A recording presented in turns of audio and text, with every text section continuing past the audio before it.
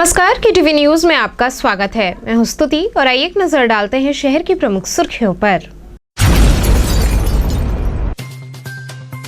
मैदागिन स्थित कांग्रेस कार्यालय में पार्टी के वरिष्ठ कार्यकर्ताओं का किया गया सम्मान।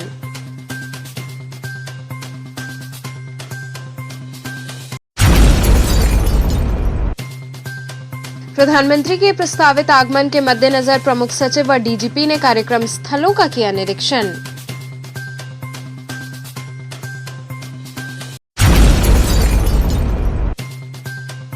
अन्नपूर्णा मंदिर के महंत रामेश्वर पुरी जी का हुआ निधन। उनके अंतिम दर्शन के पश्चात दी गई भू समाधि।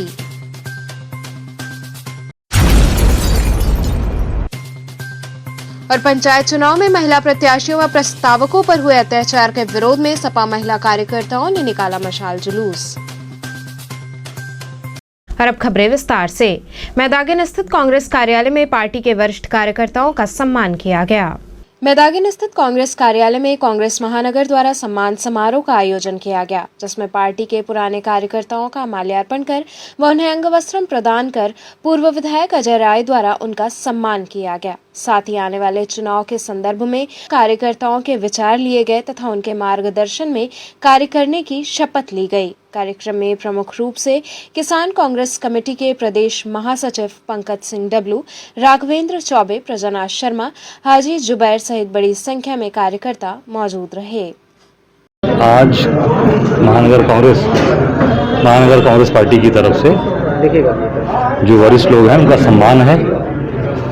जो भी पुराने कांग्रेस के लोग जिन्होंने अपना पूरा जीवन अपनी पूरी ताकत से कांग्रेस की सेवा की है, उनका सम्मान आज किया जा रहा है। उनको सम्मानित करेगी कांग्रेस पार्टी का। क्या उद्देश्य है आज के सम्मान समारोह का? उद्देश्य यही है कि अपने बड़े बुजुर्गों का आशीर्वाद दीजिए, उनको सम्मानित करिए और आगे मजबूती का मार्ग प्रशस्त हो कांग्रेस का, इसके लिए आज उनका 2022 का चुनाव भी नजदीक है, तो इसमें क्या किस तरह से कमर कस रही है? अब ये बड़े बुजुर्गों का आशीर्वाद लेके ना कूदेंगे हम लोग।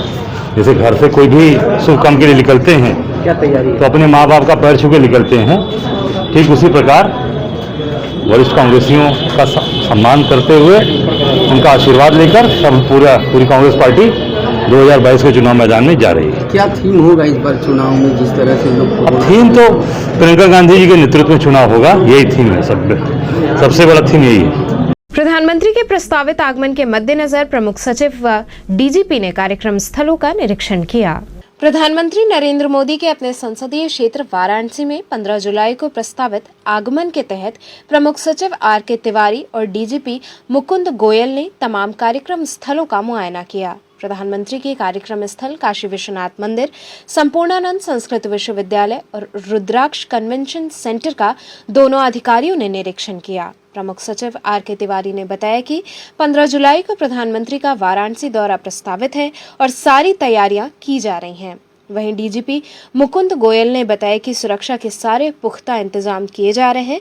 कल SPG भी मोर्चा संभाल लेगी। वहीं आगामी 15 जुलाई को PM के वाराणसी दौरे के दिन समाजवादी पार्टी के प्रदेश व्यापी विरोध के सवाल के जवाब में DGP ने बताया कि प्रोटेस्ट को हैंडल करते हुए ये सुनिश्चित किया जाएगा कि कानून व्यवस्था बनी रहे। देखिए, प्रोग्राम अभी फाइनल आया नहीं है।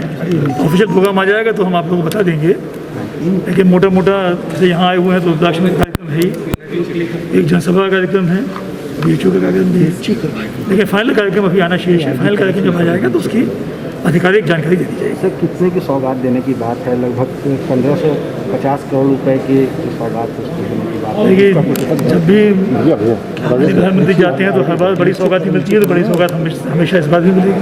सर, कोई डेट फाइनलाइज हुआ है? कोई डेट जैसा 15 तारीख सुनने में आ रहा है? हाँ, 15 तारीख का है। तैयारियाँ पूरी कर ली गई हैं? तैयारियाँ बराबर जारी हैं। तैयारियाँ बराबर जारी हैं और निश्चित समय में सब तैयारियाँ पूरी कर ली जाएंगी। सर, कुछ जापानीज डेलीगेट्स भी आ रहे हैं, जैसा कि जापान के एम्बेसडर के आने को उनको भी इनवाइट किया गया है इसमें। और मुख्य रूप से कुछ और जो गेस्ट हों? बाकी अभी गेस्ट लिस्ट फाइनल हो रही है, तो फाइनल जैसे हो जाएगी। सर, इस दौरान कोविड है तो प्रोटोकॉल के पालन, कोविड की जितना प्रोटोकॉल है, जितनी गाइडलाइंस हैं, उसका पूरा कितनी देर रहेंगे? तो वो डिटेल कार्यक्रम अभी आ रहा है, डिटेल कार्यक्रम आने के बाद ही जानकारी। सर, कोई दिशा निर्देश निरीक्षण के बाद आप लोगों ने? नहीं, दिशा निर्देश बराबर मतलब प्रोग्राम पूरा सफल हो, बहुत अच्छा। हमेशा बनारस के लोग, बनारस की नगरी प्रधानमंत्री जी का जो स्वागत करती है, हमेशा उसी स्वागत करने के लिए तैयार है। ये देखिए, दौरे के 2-3 कारण हैं। एक तो माननीय प्रधानमंत्री जी का कार्यक्रम प्रस्तावित है और उसी की तैयारी को जायज़ा लेने के लिए चीफ सेक्रेटरी साहब और मैं यहाँ पर आए और ये जो कार्यक्रम है इसके बारे में एसपीजी के अधिकारी भी आएंगे। उनके साथ में समन्वय स्थापित करके हमारे यहाँ लोकल अधिकारी बिल्कुल पुख्ता व्यवस्था सुनिश्चित कराएंगे और जो भी इनको अतिरिक्त पुलिस बल की भी ज़रूरत होगी वो हम लोग मुहैया कराएंगे और कानून व्यवस्था बनाई रखी जाएगी। किन किन जगहों को देखा आपने, और अगर खासतौर पे अगर बात करें प्रधानमंत्री के दौरे के संबंध में तो कहाँ अभी तक की क्या सूचना है? नहीं, देखिए, वो तो अभी तो प्रस्तावित ही है, अभी फाइनल नहीं हुआ है प्रोग्राम, लेकिन जो 1-2 जगह है, एक कन्वेंशन सेंटर नया बना है जो रुद्राक्ष, वहाँ पर संभावना है और एक संपूर्णानंद विश्वविद्यालय में वहाँ पे एक कार्यक्रम की संभावना है। BHU में भी होना है, BHU में भी कार्यक्रम कुछ होगा, वहाँ भी हम लोग जाएंगे तो उचित व्यवस्था की जाएगी। और जहाँ तक मेरा सवाल है, ये पहला दौरा मेरा लखनऊ के बाहर है ज्वाइन करने के बाद में, और आज मैं वाराणसी जनपद रेंज की सभी अधिकारी भी आज आए हुए हैं, उनसे मैं यहाँ की कानून व्यवस्था और अपराध के बारे में थोड़ी समीक्षा और वार्ता भी करूँगा और आगे आने वाली जो कांवड़ यात्रा है उसके बारे में निर्देश दूंगा। अन्नपूर्णा मंदिर के महंत रामेश्वर पुरी जी का निधन हो गया। वहीं उनके अंतिम दर्शन के पश्चात उन्हें भू समाधि दी गई। मां अन्नपूर्णा मंदिर के महंत रामेश्वर पुरी जी का लंबी बीमारी के बाद निधन हो गया। महंत रामेश्वर पुरी जी को रविवार को शिवपुर स्थित अन्नपूर्णा ट्रस्ट के प्रांगण में समाधि दी गई। 67 वर्षीय रामेश्वर पुरी जी विगत कई दिनों से बीमार चल रहे थे। उन्हें लखनऊ स्थित मेदांता अस्पताल में वेंटिलेटर पर रखा गया था और उनकी हालत चिंताजनक थी। चिकित्सकों ने जब जवाब दे दिया तो शुक्रवार की रात उन्हें मेदांता से लेकर महमूरगंज स्थित एक अस्पताल में भर्ती कराया गया। शनिवार की दोपहर महंत रामेश्वर पुरी जी ने अंतिम सांसें ली। महंत रामेश्वर पुरी जी हरिद्वार में कुंभ स्नान के दौरान कोरोना पॉजिटिव हो गए थे। वहां से नई दिल्ली में इलाज कराने के बाद लखनऊ आ गए थे। इसके बाद ठीक होकर मां अन्नपूर्णा मंदिर लौटे। इसी बीच 11 जून को दोबारा उनकी हालत बिगड़ने लगी। इसके बाद उन्हें मेदांता अस्पताल में भर्ती कराया गया, लेकिन हालत में कोई सुधार नहीं हुआ और वो शनिवार को ब्रह्मलीन हो गए। महंत जी के निधन की सूचना पाकर काशीवासियों और संत समाज के बीच शोक की लहर दौड़ गई। उनके पार्थिव शरीर को अंतिम दर्शन के लिए मंदिर परिसर में रखा गया। उसके बाद रविवार की सुबह शिवपुर स्थित अन्नपूर्णा ट्रस्ट के प्रांगण में समाधि दी गई। इस मौके पर उत्तर प्रदेश के कैबिनेट मंत्री नीलकंठ तिवारी, भाजपा काशी क्षेत्र के अध्यक्ष महेश चंद्र श्रीवास्तव, पूर्व मंत्री रीबू श्रीवास्तव, कैंट विधायक सौरभ श्रीवास्तव सहित सैकड़ों लोग उपस्थित रहे। ओम शांति। आज अन्नपूर्णा मठ मंदिर के महंत रामेश्वर पुरी जी का कल पुनर्वास हो गया था और आज शिवपुर बगीचा के प्रांगण में उनको समाधि दी जा रही है और इसी अवसर पर हम लोग सब लोग एकत्र हुए हैं। उनकी आत्मा को शांति मिले, यही हम लोग सब लोग मिलकर प्रार्थना कर रहे हैं। ये कल तो जल समाधि की बात चल रही थी, आज जो है महात्मा लोगों ने, सभी लोगों ने बैठ के, अखाड़े वालों ने विचार विमर्श करके भू समाधि का निर्णय लिया, इसलिए आज यहाँ पर समाधि दी गई है। पंचायत चुनाव में महिला प्रत्याशियों व प्रस्तावकों पर हुए अत्याचार के विरोध में सपा महिला कार्यकर्ताओं ने मशाल जुलूस निकाला। उत्तर प्रदेश में चल रहे पंचायत चुनाव में महिला प्रत्याशियों व प्रस्तावकों पर अश्लील हिंसा व अत्याचार के विरोध में सपा नेत्री शालिनी यादव के नेतृत्व में मशाल जुलूस निकाला गया। इस दौरान शालिनी यादव ने कहा कि जिस प्रकार से पंचायत चुनाव के दौरान महिलाओं पर अत्याचार हुए वो योगी सरकार के लिए शर्म की बात है। शर्म की बात इसलिए भी है क्योंकि ये कार्य प्रशासन की नाक के नीचे हुआ। उन्होंने कहा कि राजीव गांधी ने महिलाओं को आरक्षण दिया, किंतु आज भाजपा की प्रदेश सरकार मुख्यमंत्री योगी आदित्यनाथ की अगुवाई में महिलाओं के चीरहरण पर उतारू हो गई है, ताकि कोई बीजेपी विरोधी महिला नामांकन करने या प्रस्तावक बनने की हिम्मत ना कर सके।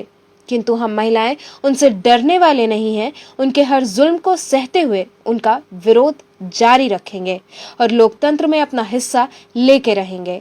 इससे पूर्व लोहराबीर स्थित आजाद पार्क में महिलाओं ने एकत्रित होकर योगी सरकार व पुलिस के खिलाफ जमकर नारेबाजी की। इसके बाद मशाल जुलूस निकालते हुए प्रदर्शन किया।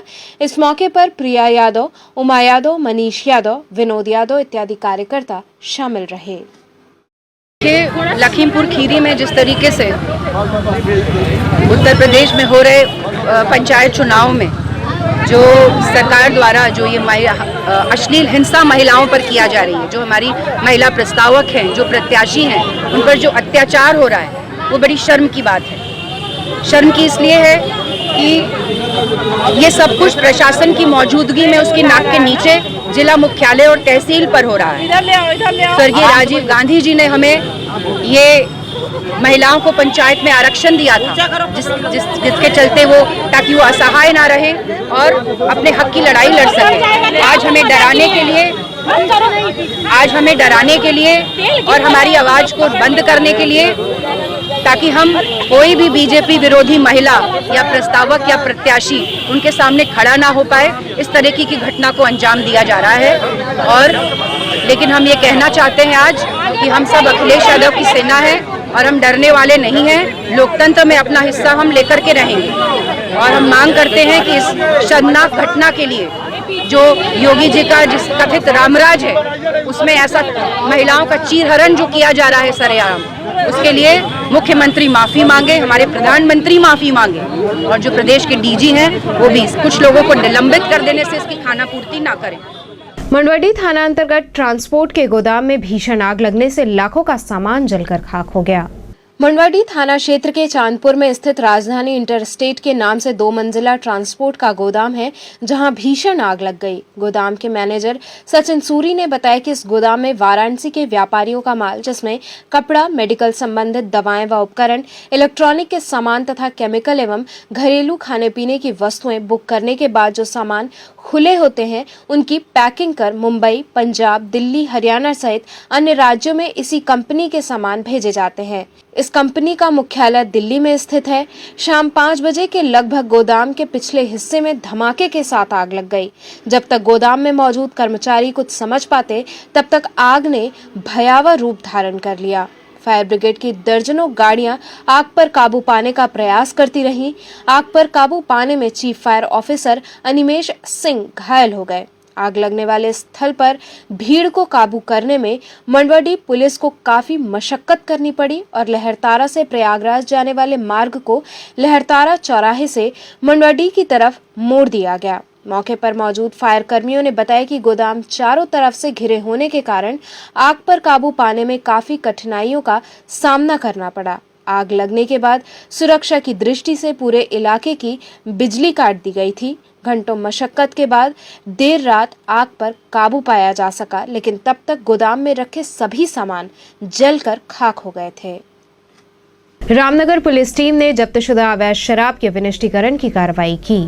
जब्तशुदा अवैध शराब, जिसकी कीमत करीब 2.5 करोड़ बताई जा रही है, इसको रामनगर पुलिस टीम द्वारा विधिक रूप से विनिष्टीकरण की कार्रवाई की गई। पुलिस टीम ने बताया कि थाना रामनगर अंतर्गत पंजीकृत कुल 37 अभियोगों में जब्तशुदा अवैध अंग्रेजी व देशी शराब का नियमानुसार न्यायालय के निर्देश के क्रम में विनिष्टीकरण किया गया तथा अग्रिम विधिक कार्रवाई की जा रही है।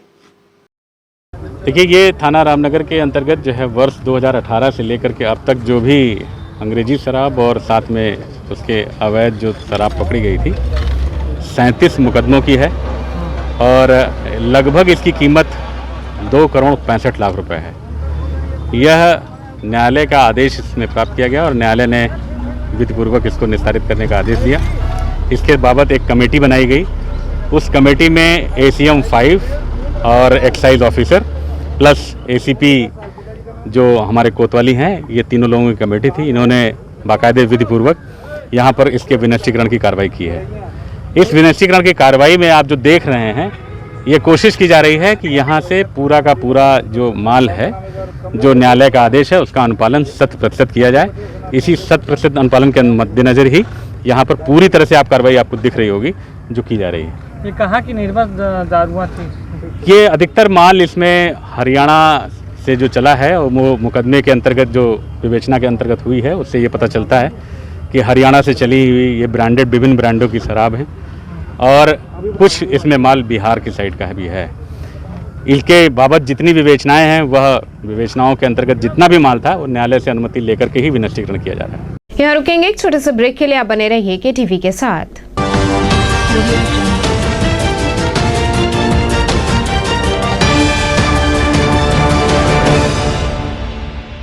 खबरों से जुड़े रहने के लिए हमारे चैनल KTV वाराणसी को सब्सक्राइब करें और लेटेस्ट अपडेट्स के लिए बेल आइकन को प्रेस करें।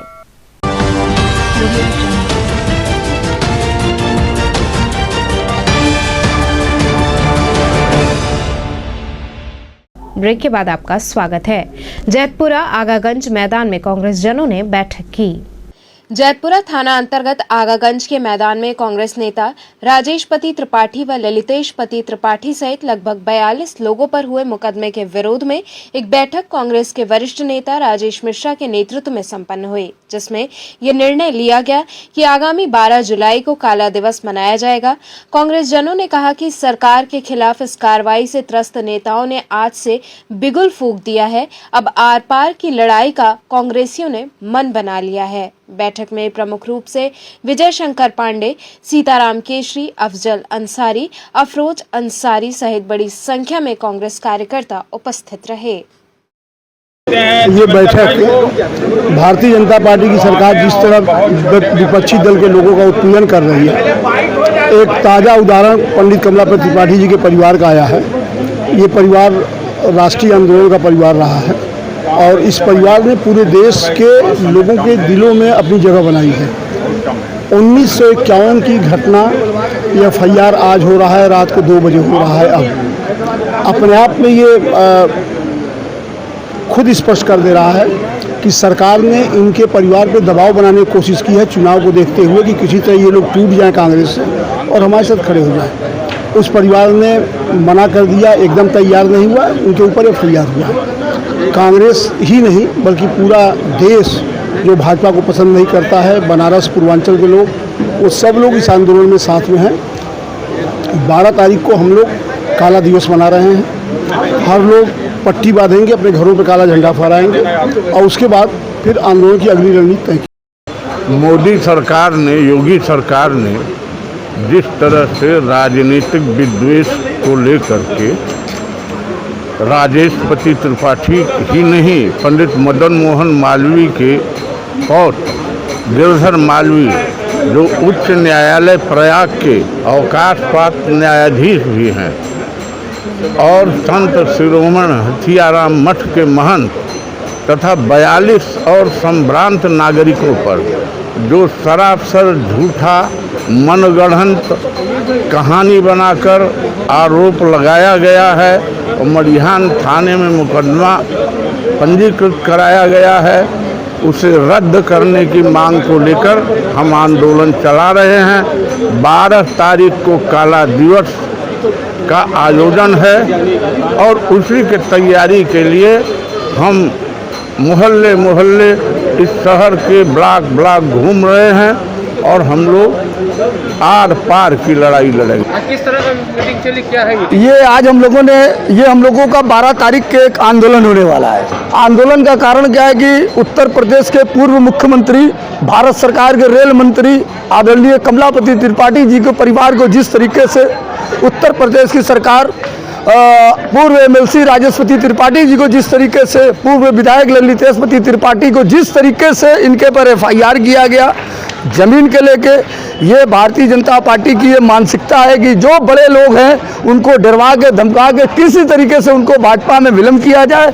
और कांग्रेस एक ऐसी पार्टी है कि ऐसी FIR से हम लोग बहुत ऐसी FIR देखे हैं, इनसे FIR से हम लोग डरने वाले नहीं हैं। लेकिन इनकी मानसिकता देखिए कि इस परिवार को टारगेट किए, जो परिवार इस देश के संविधान में भागीदारी रही है, उत्तर प्रदेश के विकास में भागीदारी रही हो। भारत सरकार के अंदर आपको याद होगा कि जब हैदराबाद में रेलवे का दुर्घटना हुआ था बाबू कमलापति त्रिपाठी, बनारस से बैठे बैठे उन्होंने इस्तीफा देने का काम किया था कि अगर हम अपनी जनता को सुरक्षा नहीं दे सकते तो हम इस पद पर नहीं रह सकते। को किस तरह से आंदोलन 12 तारीख को पूरे कांग्रेस के लोग, हम लोग जिला मुख्यालय पे तमाम सारी जगह हम लोगों का शांतिपूर्ण धरना प्रदर्शन चलेगा, और ये धरना प्रदर्शन हम लोग का तब तक चलेगा जब तक राजेशपति त्रिपाठी और ललितेशपति त्रिपाठी पर जब तक से FIR ये सरकार वापस नहीं लेती तब तक हम लोगों का आंदोलन चलता रहेगा। बरेका परिसर में एक रिक्शा चालक की अचानक मौत हो गई। मंडवाडी क्षेत्र के बरेका परिसर में जलाली पट्टी निवासी रिक्शा चालक की रविवार सुबह मौत हो गई। मिली जानकारी के अनुसार जलाली पट्टी निवासी 66 वर्षीय बाबूलाल पिछले 15 वर्षों से घर से बाहर रहकर रिक्शा चलाकर जीवन यापन कर रहा था। स्थानीय लोगों के अनुसार रविवार दिन में तकरीबन 10 बजे रिक्शा लेकर नाथुपुर आया और यात्री विश्राम स्थल पर बैठा था कि अचानक नीचे गिर गया और मौके पर ही उसकी मौत हो गई। सूचना पाकर परिजन पहुंचे। परिजनों ने मंडवाडी पुलिस को सूचना दी। वहीं पुलिस ने शव को कब्जे में लेकर पोस्टमार्टम के लिए भेज दिया है। ये जो मृत्यु पड़े हुए वो कौन है आपके? छोटे भाई। क्या नाम है उनका? बाबूलाल। ये घर पे यहाँ पर कैसे आ गए, कैसे यहाँ मृत्यु हुई उनकी? ये कुछ दिन से घर पर नहीं रहते थे, भिखारीपुर के आसपास कहीं रहते थे और उनका 2-4 दिन से मालूम चला तबीयत खराब था। कल इधर आए हैं और यहीं पर कैसे मृत्यु हो गया हम लोग को तो अभी को पता लगा। कैसे पता चला कि हमारे भाई का मृत्यु हो चुका है? गांव के लोग देखे, जाके बोले। एक अज्ञात महिला की गंगा में डूबने से मौत हो गई।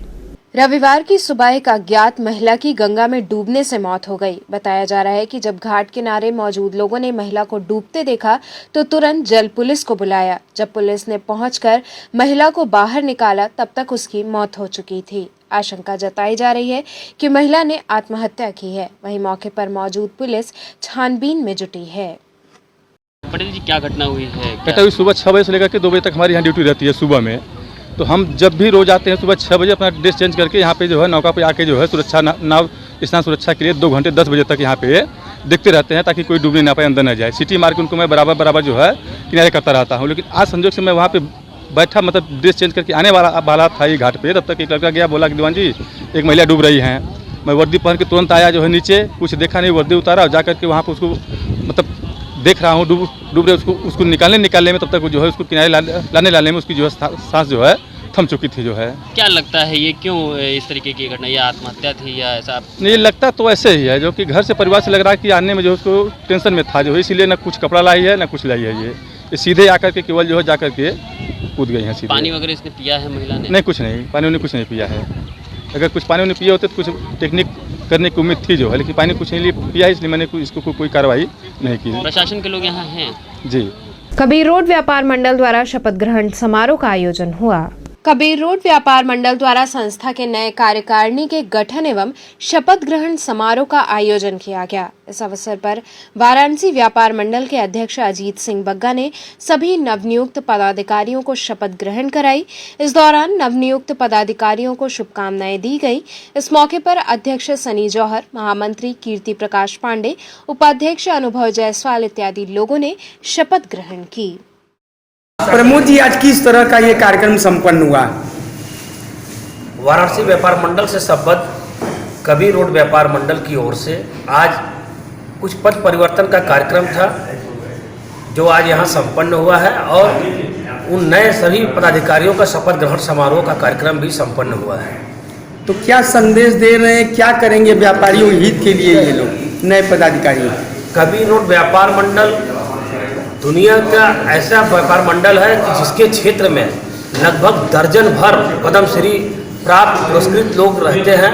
ऐसा प्रतिष्ठित क्षेत्र है कबीर रोड व्यापार मंडल। ऐसी परिस्थितियों में कबीर रोड व्यापार मंडल के जो भी पदाधिकारी हैं काफ़ी जुझारू और नेतृत्व करता है। हमेशा हर कार्यक्रमों में ये बढ़ चढ़ करके व्यापारियों की समस्याओं में हिस्सेदारी करते हैं और शासन प्रशासन से लड़ने का काम करते हैं अपने व्यापारियों के प्रति। आज हम लोगों के पूरे कमेटी का गठन हुआ है, जिसमें कि सारे पदाधिकारी लोगों ने शपथ लिया है। और कबीर रोड व्यापार मंडल ऐसा व्यापार मंडल है कि जब अनावश्यक तरीके से जो रोड चौड़ीकरण का जो निशान लगा था, उस दौरान कबीर रोड व्यापार मंडल ने जिस हिसाब से रैली निकाली थी वो आज तक कहीं भी किसी भी व्यापार मंडल में किसी क्षेत्र में उतनी बड़ी रैली उतना बड़ा जुलूस नहीं निकला। और उसका ये हम लोगों को हुआ कि सारे निशान 3 घंटे के अंदर सब खत्म हुए और ये हम लोगों के संगठन की शक्ति है। आगे क्या योजना है आपकी? आगे हमारी योजनाएं हैं कि हम लोगों के व्यापार मंडल में जो भी जीएसटी से रिलेटेड, प्रशासन से रिलेटेड कोई भी समस्याएं आएंगी, हम लोग उसका निदान अधिकारियों से मिलके और हमारा मेन बॉडी व्यापार मंडल जो वाराणसी व्यापार मंडल है उनके पदाधिकारियों के साथ मिलके उसका निदान। मारवाड़ी युवा मंच वरुणा शाखा के दायित्व ग्रहण समारोह का आयोजन किया गया। मारवाड़ी युवा मंच वरुणा शाखा के सत्र 2021-22 के दायित्व ग्रहण समारोह का आयोजन लक्सा स्थित मारवाड़ी युवक संघ में किया गया। इस दौरान मुख्य अतिथि अखिल भारतीय मारवाड़ी युवा मंच के प्रांतीय महामंत्री अखिलेश अग्रवाल ने नवनिर्वाचित अध्यक्षा किरण रतेरिया, सचिव सुरुचि जलान, कोषाध्यक्ष दीपा सराफ सहित 18 कार्यकारिणी सदस्यों को दायित्व ग्रहण कराया। वहीं वरुणा दर्पण चतुर्थ अंक का विमोचन भी किया गया। वहीं विशिष्ट अतिथि प्रांतीय उपाध्यक्ष स्मिता लोहिया द्वारा सभी पदाधिकारियों को पिन प्रदान की गई। इस मौके पर आशा जलान, रीना तुलसियान, प्रीति केजरीवाल इत्यादि लोग मौजूद रहे। देखिए, आज काशी की धरती पे हैं और जब मैं यहाँ पे मैंने पद ग्रहण संभाला तो यहाँ पे शाखाओं के नाम सुनकर वरुणा, गंगा, काशी, काशी शिवा नाम सुनकर एक पवित्रता का महसूस होता है। और जैसा कि आज के कार्यक्रम में आती पूर्व सेक्रेटरी ने बताया कि साल भर में 365 दिन में 190 कार्यक्रम का उन्होंने ओवरऑल कार्यक्रम किए, तो वो अपने आप में बहुत ही सराहनीय है। एक महिला के लिए, महिला की शाखा के लिए अपना घर बार का काम संभालते हुए साल में 190 कार्यक्रम करना ये बहुत ज़्यादा प्रशंसनीय है। मैं उनको बहुत शुभकामनाएं देता हूँ और अध्यक्ष और निवर्तमान अध्यक्ष सभी पदाधिकारियों को अखिलेश अग्रवाल जी का बहुत शुभकामनाएं। तो चलते चलते पुनः एक नजर डालते हैं शहर की प्रमुख सुर्खियों पर। मैदागन स्थित कांग्रेस कार्यालय में पार्टी के वरिष्ठ कार्यकर्ताओं का किया गया सम्मान।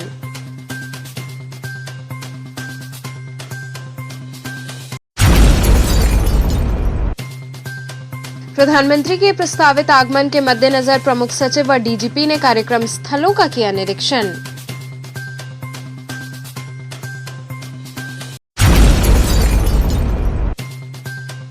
अन्नपूर्णा मंदिर के महंत रामेश्वर पुरी जी का हुआ निधन। उनके अंतिम दर्शन के पश्चात दी गई भू समाधि।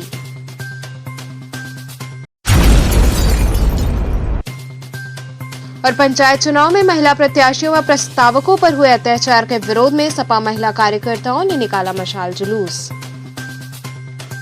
तो ये थे आज के समाचार। कल फिर होगी मुलाकात, तब तक के लिए नमस्कार।